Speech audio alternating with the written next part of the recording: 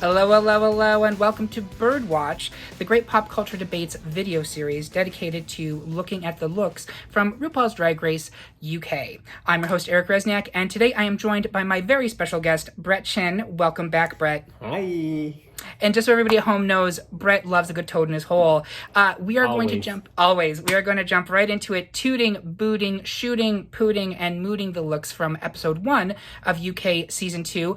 We are going to focus on the runway look specifically. There were two for the main stage theme. There was gay icons, and there was also hometown hero. We're only going to give a toot or boot, one per queen, not for every look, but try to follow with us. We're going to go through it as quickly as we can. Going to jump right into it. Brett, give me your take on Joe Black. I loved his outfits, but they didn't necessarily fit the challenge just for his David Bowie look. Didn't quite get it. I loved it. It was beautiful. And his hometown look, obviously the judges read him because it didn't look like it. So he didn't meet the challenges. So I thought he looked gorgeous, but he didn't meet the challenges. So I had to boot him.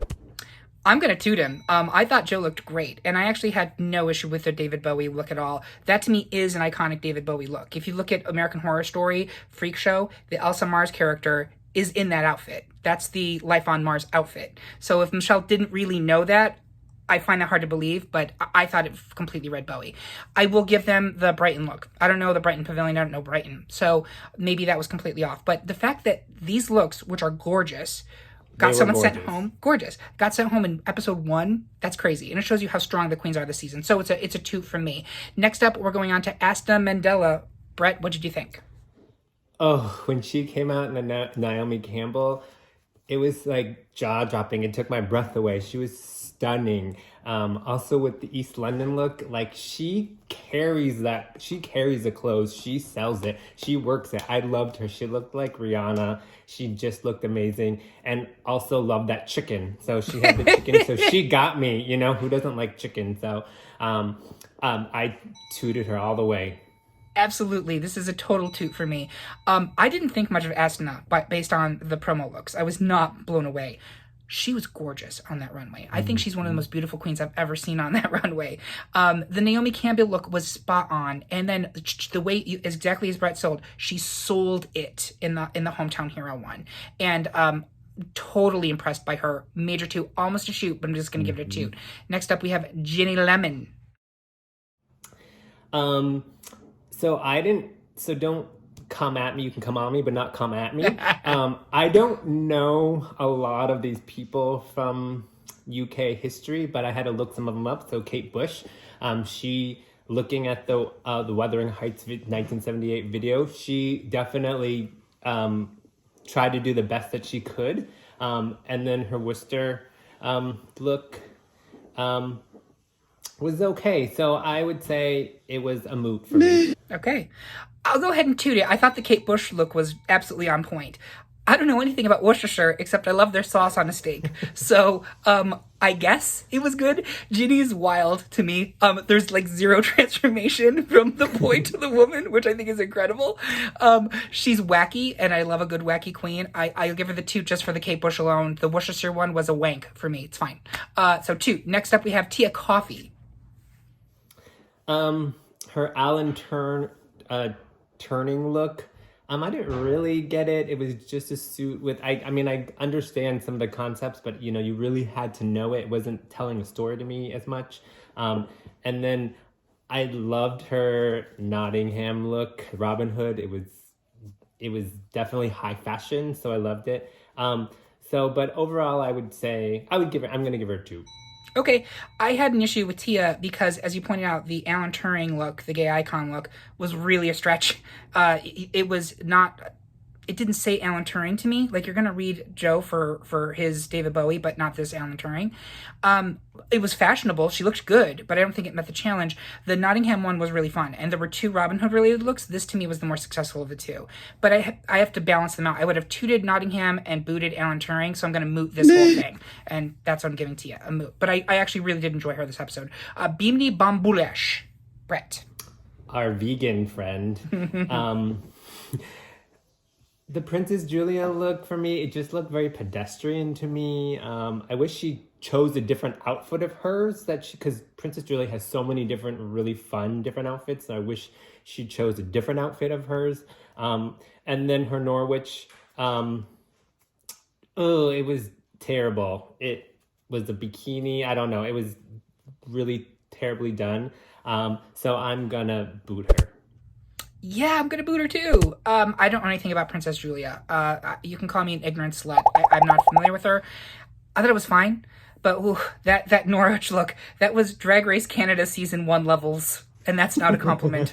So I'm gonna go ahead and boot Bimini. She did bring it to me in the lip sync, and I ended up really enjoying her by the end of the episode, but not a great first episode for poor Bimini.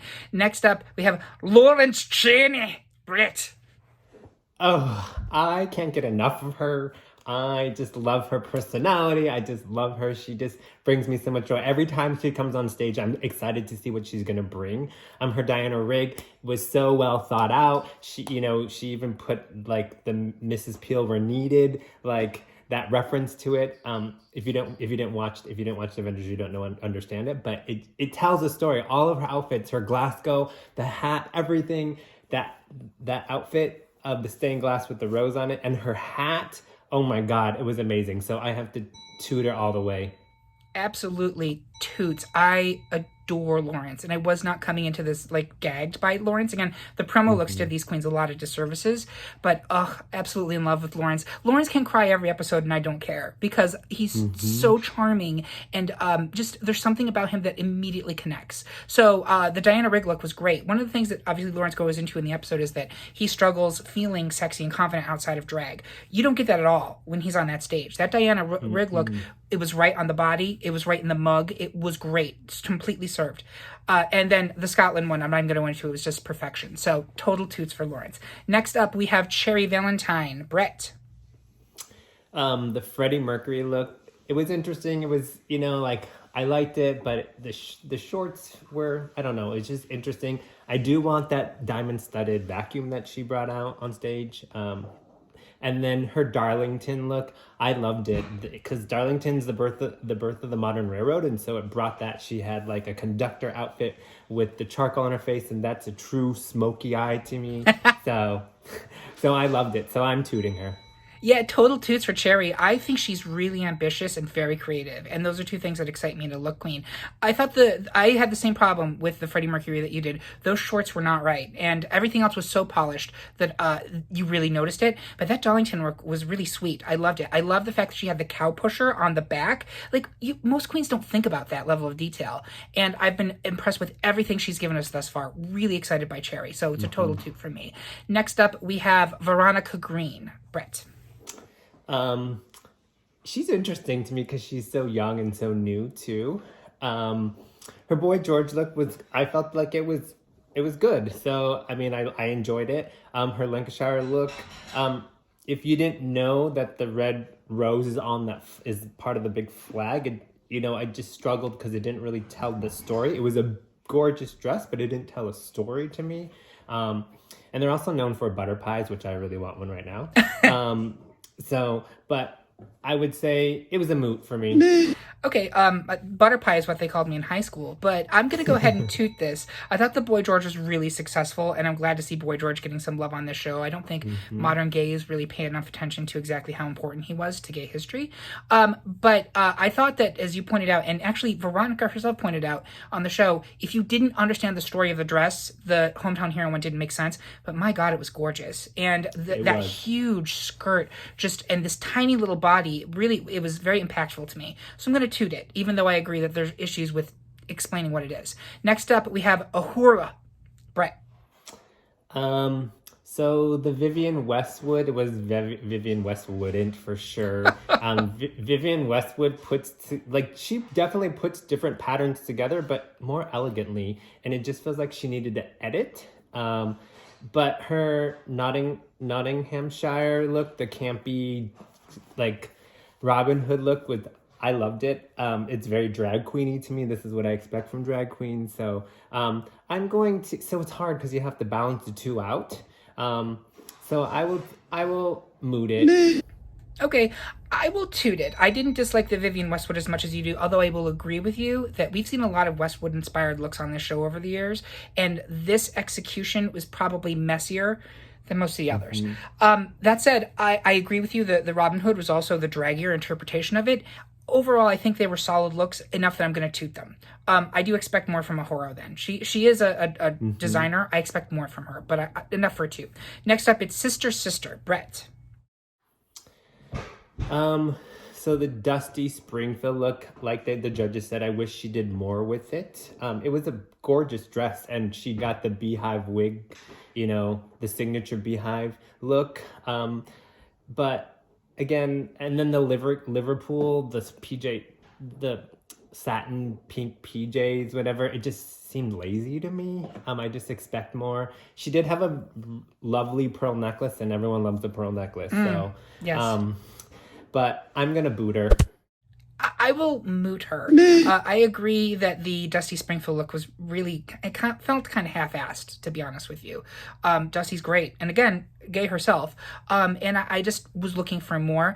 I don't think we have Scouse women in America. I think we just call them white trash. But I really responded to that look. I thought that was really fun and very successful. So that to me raised the average. I would have fully booted it, but I'm going to get a moot for the whole thing.